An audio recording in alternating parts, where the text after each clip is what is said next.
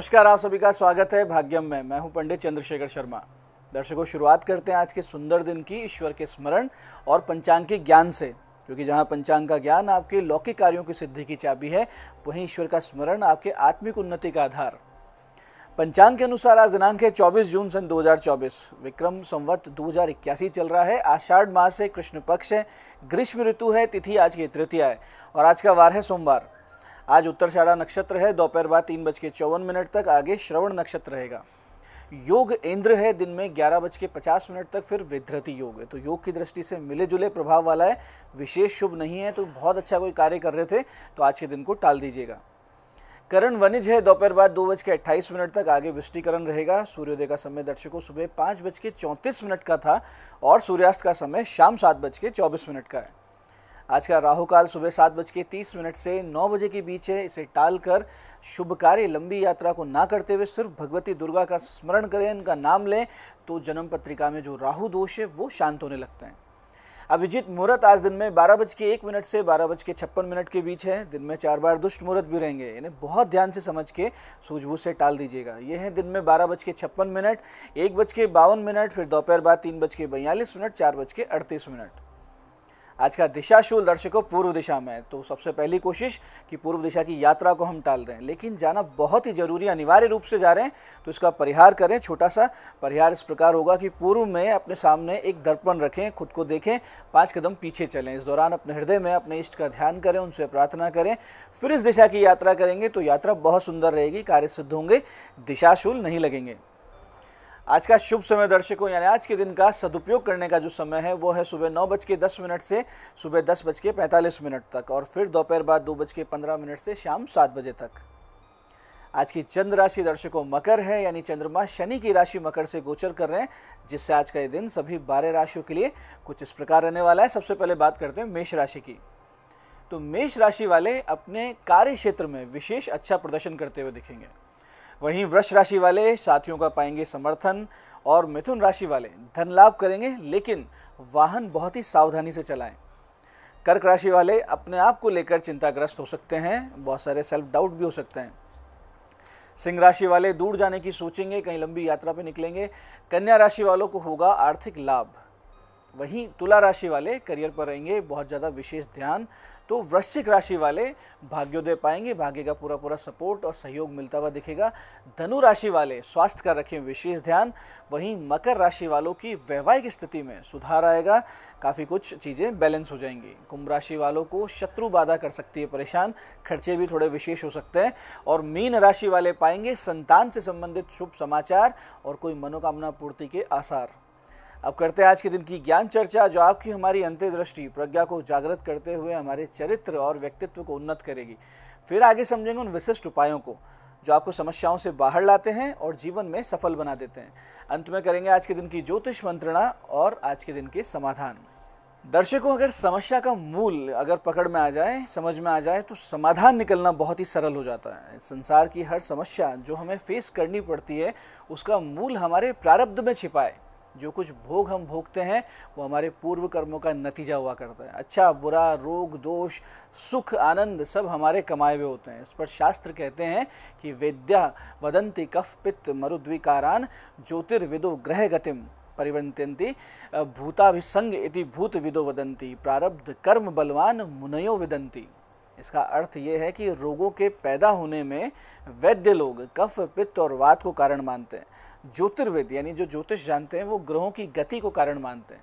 प्रेत विद्या वाले भूत प्रेतों के प्रविष्ट हो जाने का कारण मानते हैं। लेकिन मुनि लोग, मुनि यानी जिसने मनन कर रखा हो, चिंतन कर रखा हो, जिसकी प्रज्ञा जागृत हो, यानी जिसको ज्ञान कैवल्य प्राप्ति हो चुकी हो, वो कहते हैं कि प्रारब्ध कर्म ही इसका कारण है और वो प्रारब्ध कर्म को ही बलवान मानते हैं।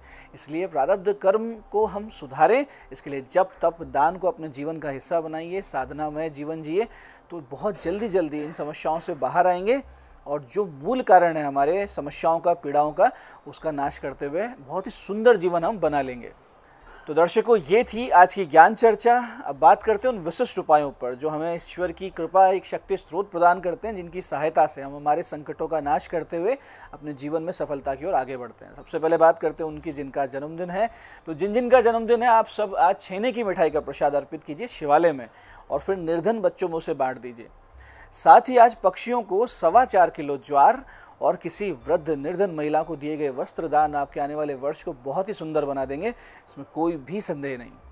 ऐसे दर्शकों, जिन महिलाओं को घर में कलह और विपरीत परिस्थितियों का सामना करना पड़ता है, बहुत ज़्यादा परेशान हो जाती हैं, उतना सम्मान नहीं मिलता जो अपेक्षित है, बात बात पर कोई झगड़े होते हैं, ताने सुनने को मिलते हैं, बहुत ज़्यादा समस्याएं बढ़ चुकी हो, ऐसे में एक तो नीले काले कपड़ों से थोड़ी सी दूरी बनाएं, क्योंकि राहु और शनि का रंग है। तो राहु शनि एक दूरी देंगे, रिश्तों में खटास लाएंगे। तो लाल गुलाबी पीले वस्त्र पहनना शुरू करें। उज्जवल रंग है, भगवती पार्वती के चरणों में कुमकुम अर्पित करें, कुमकुम लगाएं और उससे अपने माथे पर तिलक लगाएं। मांग भरने में भी उसी कुमकुम का प्रयोग करें और फिर नित्य शिवालय जाकर शिवजी पर चंदन या कस्तूरी का इत्र अर्पित करें और रुई में लेकर करना है और फिर भगवान को लगाएं और माता के चरण छूकर और उनसे आशीर्वाद लेकर इस मंत्र का 10 से 20 मिनट मानसिक जप पूरे मनोयोग से, पूरे विश्वास से अर्थ को हृदय में आत्मसात करते हुए करें। जो परिणाम प्राप्त होंगे वो देखकर आप स्वयं चकित रह जाएंगे। मंत्र इस प्रकार ध्यान से समझिएगा। ओम पार्वती सर्वमंगलाय नमः। ओम पार्वती सर्वमंगलाय नमः। जितने ज़्यादा जप करें, मन ही मन करते रहें, दिन भर करते रहेंगे, बहुत अच्छा फल मिलेगा। ऐसे दर्शकों, वो लोग जिनको अध्यात्म में बहुत ज़्यादा रुचि है लेकिन साधन भजन का ज्ञान नहीं है, विधि विधान का ज्ञान नहीं है, कहीं से कोई रास्ता नहीं मिल रहा है, गुरु नहीं मिल रहे हैं, या फिर वो जो साधन भजन करते हैं लेकिन समय समय पर उसमें ऐसे विघ्न बाधा आ जाती है, ध्यान करने बैठते हैं, कंधों में दर्द हो जाता है, सिर चकराने लगता है, मन नहीं लगता है, उबासी आती है, बहुत सारी पीड़ाएं होती हैं। या फिर ऐसे छात्र छात्राएं जिनका पढ़ाई लिखाई में मन नहीं लगता है, पढ़ने बैठते हैं और कुछ बातें दिमाग में आने लगती हैं, जैसे ही पढ़ने बैठे नींद आने लगती है, उबासी आने लगती है, कोई म्यूज़िक सुनने का मन करता है, किसी दोस्त से बात करने का मन करता है, तो वो सभी 7 मंगलवार अलग अलग गणेश मंदिरों में ध्वजा और सफ़ेद मिष्ठान अर्पित करें और नित्य मात्र 10 से 12 मिनट मन लगाकर इस विशिष्ट मंत्र का भगवान गणेश जी का ध्यान करते हुए जब करना शुरू कर दें तो देखो, छात्र छात्राओं का मन तो पढ़ाई में स्थिर हो जाएगा और जो अध्यात्म मार्गी लोग हैं उनके लिए मार्ग निष्कंटक होगा। जिनको गुरुदेव की तलाश है वो भी पूरी होगी। तो जो मंत्र जब करना है वो इस प्रकार है, ध्यान से समझिएगा। ओम श्री गणेशाय गुरु तत्वार्थ दर्शनाय नमः। फिर से समझते हैं, ओम श्री गणेशाय गुरु तत्वार्थ दर्शनाय नमः। तो ये थे आज के वो विशिष्ट उपाय जो आपको समस्याओं से बाहर भी ला रहे हैं और आपकी मनोकामनाएं पूरी भी कर रहे हैं। अब बात करते हैं आपके सवालों की। आपके सवालों में आज हमारे पास जन्म पत्रिका आई है हमारी दर्शक प्रगति जी की। 16 जून 1999 का जन्म है, 3:41 दोपहर, उदयपुर। प्रश्न किया है, विवाह कब होगा? प्रगति जी, विवाह में विलंब, अड़चन और सगाई टूटने के योग हैं, क्योंकि तुला लग्न और कर्क राशि की आपकी जन्म पत्रिका में सप्तम यानी विवाह भाव में शनि नीच राशि में उपस्थित हैं, जिन पर मंगल की सीधी दृष्टि भी है। तो आप शनि और मंगल के जप करवाइए, शांति करवाइए। विवाह का योग आपका जनवरी 2027 से सितंबर 2029 के बीच में बनेगा। आज की दूसरी पत्रिका ये हमारे दर्शक अविनाश जी की। 11 मार्च 1988 का इनका जन्म है, सुबह 10:36 बूंदी। प्रश्न है कि इसका समाधान कब होगा? देखिए अविनाश जी, वृष लग्न और वृश्चिक राशि की जन्म पत्रिका आपकी, जिसमें दशम भाव स्थित सूर्य राहु ग्रहण पर शनि की तीसरी दृष्टि कानूनी समस्या दर्शा रही है, जिसका निपटारा अगस्त 2025 के बाद ही संभव है। आपको इसमें आर्थिक नुकसान झेलना पड़ेगा, उसके लिए तैयार रहें और कम से कम समस्याएं और बचने के लिए सूर्य राहु की शांति अवश्य करवाइए और 1.25 घंटे नमः शिवाय नित्य जप ब्रह्म मुहूर्त में मंदिर में जाके कीजिए। आज की तीसरी पत्रिका ये हमारे दर्शक पवन जी की। 1 जुलाई 1991 का जन्म है, शाम 8:02 गंगानगर। पार्टनरशिप में व्यापार करें या नहीं, ये इनका प्रश्न है। पवन जी, आपका धनु लग्न है, कुंभ राशि है, षष्ठे शुक्र की अष्टम भाव में स्थिति और सप्तम में सूर्य केतु की उपस्थिति आपको पार्टनरशिप के व्यापार में बहुत भारी नुकसान दे सकती है। तो आप पूरी तरह से इससे दूर रहें, ये विचार अपने दिमाग से निकाल दें, यही आपके लिए उचित रहेगा।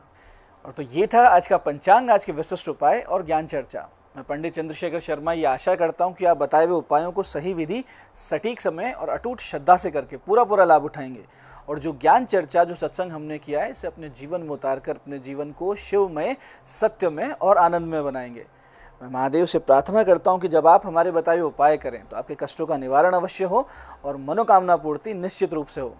कार्यक्रम में बने रहने के लिए बहुत बहुत साधुवाद। भगवती आप सबका कल्याण करे। जय आदिशक्ति।